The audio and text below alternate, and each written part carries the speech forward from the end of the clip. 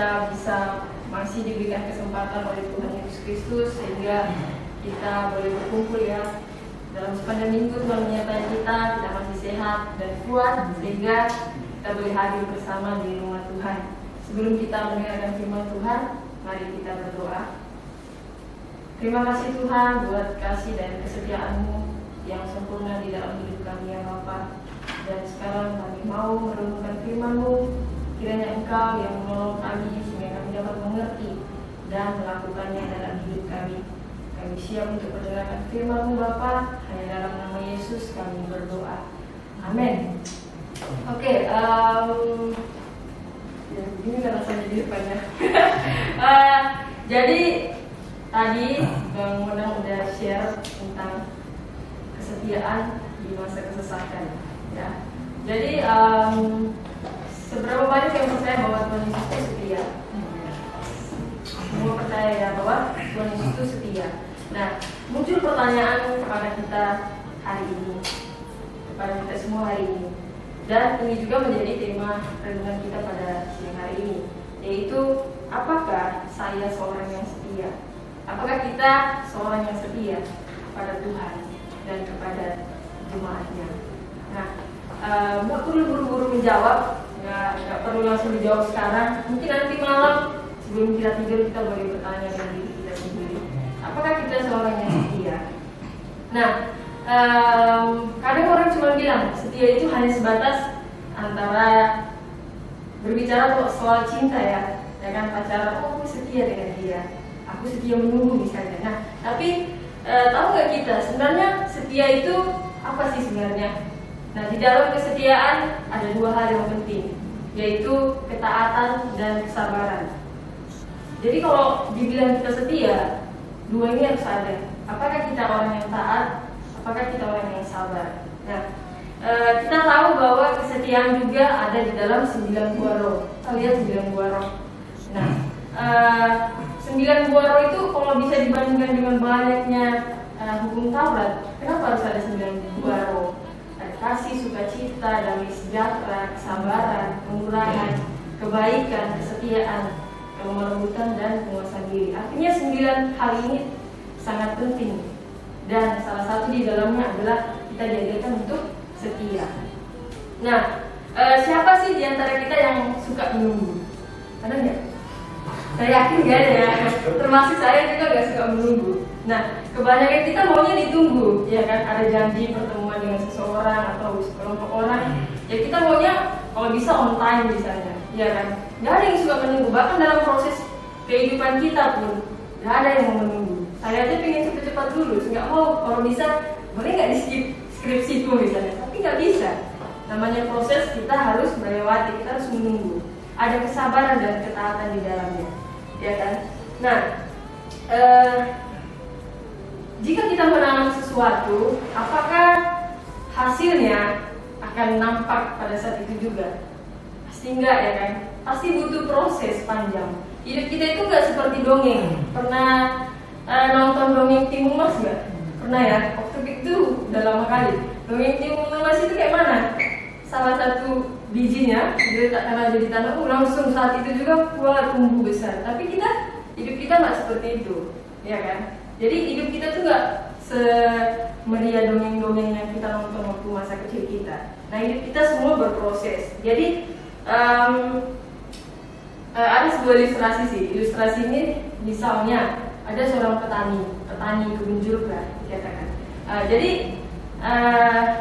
seorang petani kebun jeruk pasti supaya mempunyai hasil keuntungan yang banyak, dia harus merawat kebun jeruknya dengan baik. Pokoknya semua hal dia lakukan, semua hal dia usahakan supaya ya dia panennya banyak, kualitas buahnya bagus, dipasarkan dan dia mendapatkan keuntungan, ya kan? Tapi apakah pada kenyataannya hasilnya pasti akan memuaskan?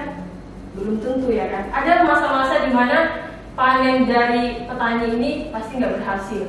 Dalam arti nggak berhasil, mungkin panen jeruknya banyak, tapi lebih banyak yang rusak, lebih banyak buah yang cacat, akhirnya yang nggak bisa dipasarkan dan akhirnya merugi. Nah, tapi dalam kasus ini, apakah petani jeruk akan berhenti menanam jeruk? Misalnya, bulan ini aku rugi banget lah dengan jeruk ini. Pokoknya minggu depan aku ganti, pokoknya aku mau tanam buah durian misalnya. Nggak mungkin kan? Dia akan tetap konsisten. Seorang petani jeruk, dia akan tetap menanam jeruk. Dia konsisten dengan hasil yang dia mau dapatkan dari jeruk itu. Nah, sama halnya dengan hidup kita hari ini. Nah, jadi hari ini kita akan belajar dari Filipi yang sudah dibacakan tadi oleh Misia, Filipi 1 hingga yang terakhir. Kita akan belajar dari sosok seorang Paulus. Tahu ya Paulus kayak mana? Wah, hidupnya keren dulu. Keren, luar biasa. Dia mati-matian. Dia kalau bisa dibilang waktu dia masa lalunya itu juga masa lalu yang sangat bisa dibilang bahwa dia orang yang taat juga dalam mengikuti ajarannya. Tapi pada waktu Tuhan mengubahkan hidupnya menjadi lebih baik, dia lebih taat lagi, dia lebih setia lagi kepada Tuhan. Nah, beberapa hal yang kita dapat belajar dari Paulus adalah sekalipun dia dalam pemberitaannya tentang Kristus, dia harus masuk penjara, ya kan? Kira-kira kita hari ini, kalau kita memberitakan firman atau melakukan suatu hal, mau nggak kita kalau di penjara? Mau nggak kita di penjara? Nah, tapi apakah dia jerak? Apakah dia kapok? Apakah dia menyesal? Gini ya ternyata hidup dalam Tuhan, nggak enak. Coba masa lalu gue enak kali aku membunuh, aku pokoknya enak lah. Semua dilimpahkan berkat, istilahnya kekayaan ada padaku. Tapi waktu aku mengikut Kristus kok kayak gini. Tapi enggak, sekalipun dia di penjara, dia nggak kapok sama sekali. Maka dikatakan apa? Di Filipi 1 ayat 18. Tetapi tidak mengapa, sebab bagaimanapun juga Kristus diberitakan, baik dengan maksud yang palsu maupun dengan jujur. Tentang hal itu aku bersukacita dan aku akan tetap bersukacita. Nah, 2 kali ada kata sukacita di situ. Artinya apa? Penting, ya kan? Dia nggak sekali bilang aku bersukacita, tapi aku akan tetap. Dia konsisten. Dia akan tetap bersukacita dalam keadaan apapun, ya kan? Nah, selain itu dia juga tetap bersyukur. Di ayat pertama, ya kan, di pasal 1 ayat 3, aku mengucap syukur. Nah, ini Paulus mengirimkan surat kepada jemaat di Filipi. Pada jemaat di Tesalonika dia bilang apa? Mengucap syukurlah dalam segala hal. Gak dibilang, oke, hari ini kau bolehlah bersyukur. Untuk kali ini gak apa-apa, mau dikit-dikit aja.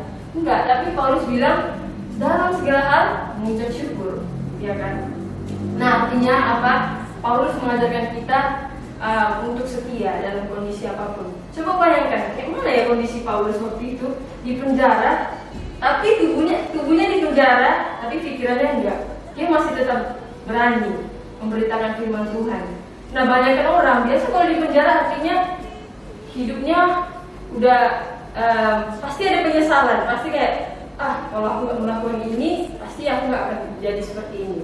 Orang di penjara pasti nggak punya harapan lah, karena dia tahu 5 tahun lagi baru aku akan keluar dari penjara. Apa yang dia lakukan selama 5 tahun itu? Dia masih tetap memberitakan firman Tuhan. Nah, kesetiaan Paulus inilah yang bisa menjadi suatu hal yang bisa kita contoh. Mengapa Paulus melakukan hal ini? Kenapa ya Paulus sekonsisten itu, sesetia itu akan panggilan yang sudah dia terima dalam hidupnya? Nah, kita akan belajar bersama ada 3 hal. Yang pertama adalah karena Paulus tahu kepada siapa dia percaya dan dia tahu tujuan dari apa yang sedang dia kerjakan. Apakah kita sudah paham? Apakah kita percaya sungguh-sungguh tentang tujuan yang kita kerjakan? Di ayat 6, di Filipi ayat 6, kita baca bersama-sama. 1, 2, 3. Akan hal ini aku yakin sepenuhnya, yaitu Dia yang mulai pekerjaan yang baik di antara kamu akan meneruskannya sampai pada akhirnya pada hari Kristus. Nah, kenapa Paulus sudah tahu sampai akhir? Dia udah tahu, udah yakin, udah percaya bahwa Kristus bekerja, dan dia tahu bahwa yang dia kerjakan saat ini itu gak sia-sia. Kemudian di ayat 19, karena aku tahu bahwa kesudahan semuanya ini ialah keselamatanku oleh doamu dan pertolongan Roh Yesus Kristus. Nah, bayangkan Paulus, kenapa dia bisa konsisten dalam kesetiaannya? Karena dia tahu kesudahannya itu seperti apa. Ya walaupun kita nggak bisa memprediksi masa depan, ya kan, kita nggak tahu sehari berikutnya aku akan menghadapi hal apa ya untuk mencapai kesudahannya itu. Ada banyak hal yang pasti akan terjadi, tapi Paulus tetap pada konsistensinya dalam kesetiaannya kepada Tuhan. Kemudian ayat 21 hingga ayat 22, kita tahu lah ini ya, karena sudah hafal. Karena bagiku hidup adalah Kristus dan mati adalah keuntungan. Tetapi jika aku harus hidup di dunia ini, itu berarti bagiku bekerja memberi buah. Jadi mana yang harus kupilih? Aku tidak tahu. Nah, Paulus saja nggak tahu. Dia nggak bilang, ya udah aku mati aja lah Tuhan. Ya udah kalau Tuhan, tapi dia bilang kalau Tuhan masih mengizinkan aku hidup, artinya tetap bekerja, tetap mengerjakan panggilanku, apa yang sudah Tuhan berikan di dalam hidupku. Kemudian selanjutnya, nah, Paulus sudah menemukan tujuan hidupnya dan dia tahu yang dia kerjakan pasti nggak sia-sia, seperti yang saya bilang tadi di ayat 19 sampai 22. Dan Paulus juga mengajarkan kita untuk tetap taat dan sabar. Taat dan sabar, bahwa Yesus Kristus itu akan menyertai dia. Walaupun memang hidup kita itu nggak sesuai dengan ekspektasi kita. Saya yakin Paulus punya ekspektasi dong. Kalau aku memberikan firman, wah pasti banyak jiwa akan dimenangkan. Kalau aku memberikan firman, aku akan berdiri di depan beribu-ribu orang misalnya, ya kan?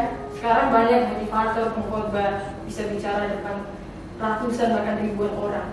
Paulus mungkin punya ekspektasi seperti itu juga, ya kan? Tapi pada kenyataannya dia harus menghadapi ekspektasinya untuk mencapai yang dia sesuai dengan panggilannya itu tadi, nggak sesuai juga.